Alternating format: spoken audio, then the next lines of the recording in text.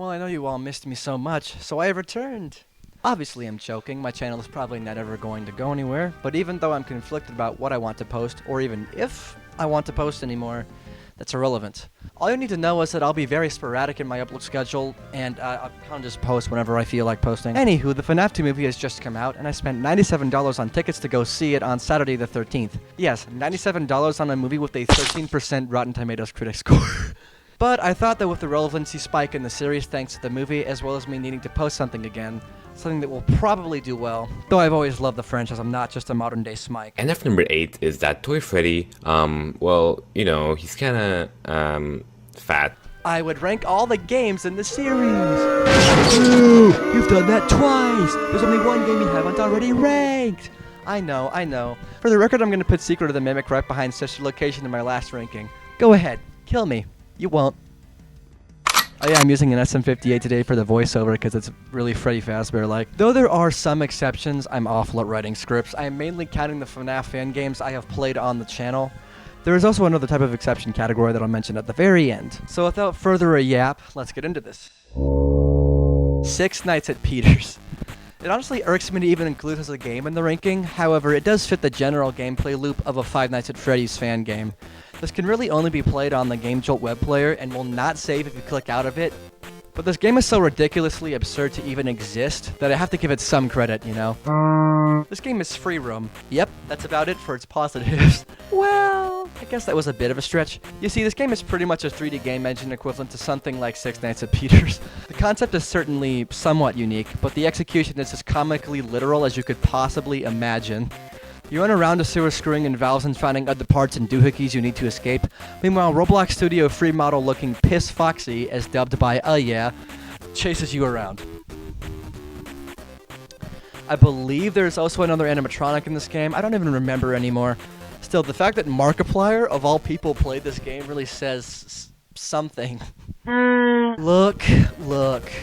I'm very aware that this game has like a star-studded reputation in the community, but this entry in specific is going to be more personally biased for me. Well, the whole video actually, but you get it. So excuse me if I don't like that you sprinkled poison into my tea next Tuesday. From what I have seen in other segments in the game, it seems like an astounding 3D revisualization of Help Wanted, even including characters not in that original game. But as an old school fan, something about it just isn't really my style. I'm sorry. I actually really do like this game. For the time it came out, I feel like it was seriously a really strong sequel to its original counterpart. It actually combined some pretty interesting mechanics from FNAF 2 and 3. The phone essentially acting as a replacement for the music box, and also as an audio lure of sorts. Gameplay, however, is about where the strengths of this game ends, I feel. I don't really care about the story this game presents from the beginning and like the ending cutscenes.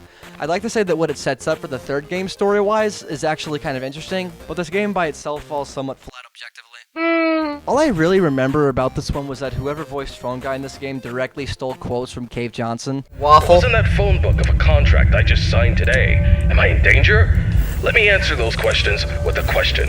You stole all that from Portal 2! I mean, W character reference. But you ain't him, lil bro. In all seriousness, this game works really well and is seriously tense once you're really in the thick of it. The sort of combination of mechanics from FNAF 1 and 4 where you do have doors, but you have to shine your flashlight into them to detect the door animatronic is genius and kind of terrifying, but I tend not to finish most FNAF fan games if I'm just recording them for videos.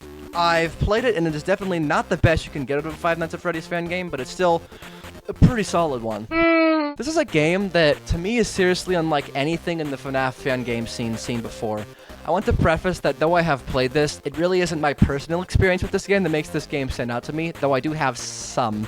When I tried to play this, my inner toddler trying to put a square in a circle hole came out as I looked around aimlessly until Bonnie jump scared me, which legit almost atomized my heart. The jump scares in this game are not for the weak. Yes, you have heard me right. I just put the original Five Nights at Wario's in front of Graveyard Shift at Freddy's. Remember what I said about personal...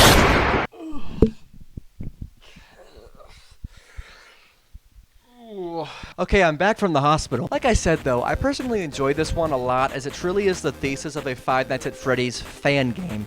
How WW Wario manages to survive Nintendo bulldozing his house after the dozens of spin-offs and games in this series, I don't know. This game truly does wonders with its real-life imagery for the security rooms as well as its lighting and character design, all combining to make something janky but truly horrifying.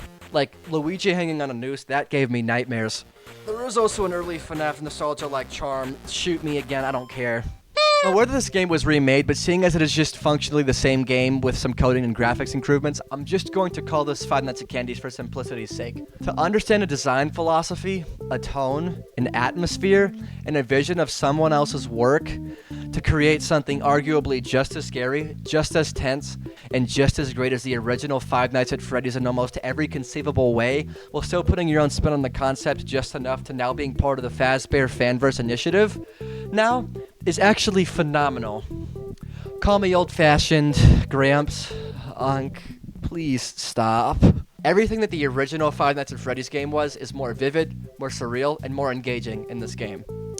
However, I still would not call it the overall best in terms of a Five Nights at Freddy's fan game in general, especially in the scariness factor, because that, at least personally for me, balancing scariness and being able to play the game, is I would like to put a strong emphasis on the word rebooted in that title, because the original version of this game is actually terrible. But with the game development team that spawned the Treasure Island remake, as well as Oblitus Casa, everything with that original game is fixed now. Allow me to play you a clip from one of my FNAF Month 2 videos that I did on this game back around a year ago. Pasquale's literally an Italian stereotype. Holy shit, close the door. Uh-oh. Bye-bye. Lucky. Holy shit! Oh my god! Day Shift at Freddy's 1 to 2 are absolute blasts to play and just have fun with. The idea that you can find discarded toys in the garbage bins and clank with the clankers? Yeah, that works. It's actually disgusting, but also really funny. However, the direction the third one takes, honestly, it's just bad. I don't really recall a single thing from that game other than it does its best to take a spin on the whole pizzeria simulator shtick. But yeah, I didn't want to give anything a purely numerical score for this video. Didn't seem quite fair considering this ranking was far more personal than objective for the most part. But this was my ranking of all the FNAF fan games I have played. If this video does well, I am considering maybe making a full-fledged review video of Secret of the Mimic. But if that happens, it'll have to be for another day. Happy holidays, and go see the FNAF 2 movie if you can.